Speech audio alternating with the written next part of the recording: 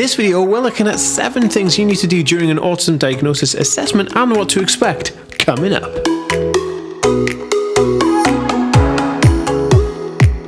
Hey, I'm Dan. I have Asperger Syndrome, ADHD, OCD and dyslexia. I make weekly videos on autism, so if you're new around here and you want to learn more, make sure to hit the subscribe button and don't forget to hit the notification bell so you get notified every single time I upload a video. In this video, I was sharing with you my insight for 7 tips that I used during my autism diagnosis that helped it be more successful. Also, right at the end of the video, I'm also giving away a free PDF checklist, so make sure you stay to the end of the video to figure out how to download that checklist about the diagnosis process. What's up, Aspie World Superhero Squad? Super awesome to be back with part 2 of this mini series. Again, if you haven't seen part 1, I'll link it down in the description below and probably at the end of the video, so go back and check that one after this video. So this video is all about the autism diagnosis process, like what happens during the diagnosis, and like next week's going to be what happens after diagnosis, where'd you go, what'd you do, etc, etc. Hit me up in the comment section below with where you are watching from. I'm here in Wales right now. I'd love to know where you guys are from. But first of all, I'm just going to talk about what to expect when you're going for an autism like diagnosis or assessment. I mean, most people will be seen by like a psychiatrist or a mental health practitioner, and they will assess you on a variant of different things, ranging from small paper-based tests, interview type questions, and other like interview type things. The results may not be done on the same day. You may have to wait for your results, but they will be kind of asking you questions on like your life history, your growing up, what you like as a child, maybe some sensory issues you have, anything about communication, the usual type of things you'd expect from an autism assessment. So after the assessment, you might get your results on the day, or you might actually have to wait for them, and that's pretty much it. It's not scary, it's not overwhelming, but it can be a very anxious time. And you know, I've made a PDF that goes over quite in more detail that you can get at the end of it, that'll help you kind of overcome this stressful time and give you some really good pointers what to do during the assessment. Oh guys, if you don't know what I'm wearing Lightning Bolt, which is my brand new line of merch. This is soft merch, it's got no tags, it's very consistent, and it's basic, especially for people with SEN and autism. So if you want to check out this merch, it's available right now. There's a limited stock. I will leave a link in the card above to the site and also a link in the description, but make sure you get your hands on this. This is one of many pieces. There are 2 pieces in this collection, and there's a bunch of other resources there. Also, I just dropped a line of Aspie World merchandise. This is one piece from the collection. Go to TheAspieWorld.com right now, pick yourself some of the most accepting merch on YouTube, and let's do it. Okay, so the 7 things you need to do right now. Okay, so number 1 is breathing. Like, you're going to be in a stressful situation that is going to heighten your anxiety. You know, you're going to be sitting there in a doctor's office or a clinic or somewhere, and you're going to be asked questions. This may go on for quite a long time, and you're going to have a lot of questions. It's going to use up a lot of thinking power. What you need to do is try and stay as calm as possible and as relaxed as possible, because this will give you the best outcome. Now, breathing is the best way to do this, and you just have to take in deep breaths for like 5, like 1, 2, 3, 4, 5, and breathe out for 6. By doing this, it kind of resets your brain a little bit, resets your mind, and actually calms you down. It's an amazing technique. I use it for all kinds of things, but this is something to definitely consider when you're sitting there during the diagnosis process and you're starting to feel a bit more tense, nervous, or anxious. Excellent tip. Okay, so tip number 2 is make sure to eat a good meal before going. If it's breakfast time or lunch time or dinner time, make sure you have a substantial amount of energy put into your body, because you may be there for quite a while and you want that energy and that food to fuel you to make sure that you focus on everything. Because if it's your one chance of getting a diagnosis, or it's the only one you can afford in certain areas of the world, then you want to make sure that you do your best, and you want to make sure that everything is consistently clear, focused, and concise.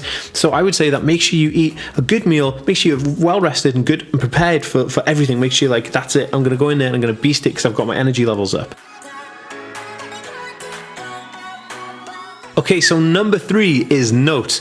And what I mean by this is make sure that you have all the notes that you gathered, like we spoke about in the first video, where we spoke about collecting notes and things that you want to ask the doctor, and maybe what you want to present to the doctor as well, or the assessor, of maybe your quirks and triggers and stuff like that, and maybe your sensory issues, maybe communication issues, but also the list of questions that you wanted to ask the assessor during this diagnosis process, because you don't want to get there and forget it and it'll make you flustered, and then you might upset the whole thing. So just make sure that you take them with you, and you have them with you, and you present them during the assessment.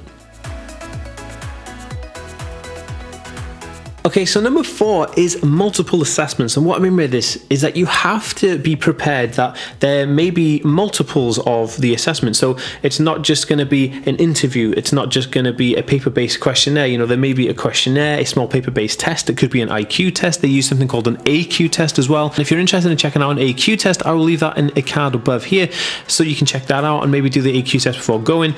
And they might actually do an interview with a test, and there's a bunch of things that can happen, and you just have to be prepared for that. So don't go in there maybe just expecting one thing. Go in there prepared to say, okay, there may be a few different things that I'll need to do in this assessment, and be prepared for that, because that's something that I didn't do and I wish I did do, because it gets your mind on that level so you know exactly what's going on. Okay, so number 5 is support. We spoke about taking somebody of support with you. So this could be a family member, a friend, a loved one, anybody who you know and you trust that you can take with you to support you, because this happens to be something of a lot of value. It basically gives you value because you have support and confidence to go there with them. They can support you through the whole process, but they may be able to add some value to the assessment itself. So the doctors or the assessors may actually ask your person who's supporting you questions about your life and your childhood, if they've known you for a long time, or what you're like personally, because all of that data and information does help to build a clear picture of you and how the diagnosis process can eventually come out successful. Okay, so this time during the video, I like to take just a small selfie, if I will, and I call this like a during filming selfie. I'm actually looking at something on my iPad right now whilst filming this, so if you want to know what that is and what I'm kind of just Googling whilst I'm sitting here doing this video for you guys, make sure to check out this selfie. Give me a cheeky follow on Twitter and Instagram, which are both at TheAspieWorld, and then you will be able to see this video. I just find it kind of cool because we've got this little bond between us. So let's take the selfie right now. Okay, here we go. Okay, so I'm pointing at the iPad. Posted. Be sure to give me a cheeky follow on Twitter and Instagram and like both of those photos. That'd be super awesome. Okay, so number 6 is hydration. Now this is an interesting one because I forgot this one. I did my assessment initially and now I realized I should have had it, so I had to ask for water halfway through. Basically, you know, you're there for a long time and there's a lot of things going on, and if you're talking a lot, if you're answering a lot of questions, you may get dehydrated, and when you get dehydrated, you start getting headaches and you start losing focus and your mind can't focus on what's happening. But during an autism assessment, you're going to really need your mind to focus, you not be tired and not have a headache, because you want to focus on it, get the assessment over with, get it done to the best of your ability. So be prepared, get yourself hydrated. Bring some water with you, or a drink or something, just something that's going to make sure that you're hydrated and that it goes as smooth as possible and you feel as well as possible. Okay, so number 7 is results. And what I'm going to talk about here is that, you know, there's two things. Well, you know, you probably may not get your results on the same day as your assessment. This can happen for a number of factors. If you don't get your results at the end of this day, it's nothing major. It's just that there's some issue going on. It could be down to the scheduling of that actual process. There's nothing to worry about, and it's not an issue. I would just say just to bear that in mind. And the second thing in results is that, you know, your results may not just be spoken to you. They may actually be emailed to you. They could send you a fax. They could actually send you a PDF via email, or they could phone you to come into the doctor's office and discuss the results. So there are a few options there that happen with the results, and there's a few things to kind of bear in mind there. But my main thing is to not worry about how you know, they don't give you the results at the end of the day of that assessment. Don't worry about it. Just hang tight. They will get the results to you, because that's the reason you were there, is to get a result, and the result will come. Okay, so there was a bunch of other stuff that I really wanted to cover, but I couldn't cover it all in this video, so I've put it into a detailed PDF download for you guys that you can download and check out right now. That will help you during your autism assessment diagnosis process.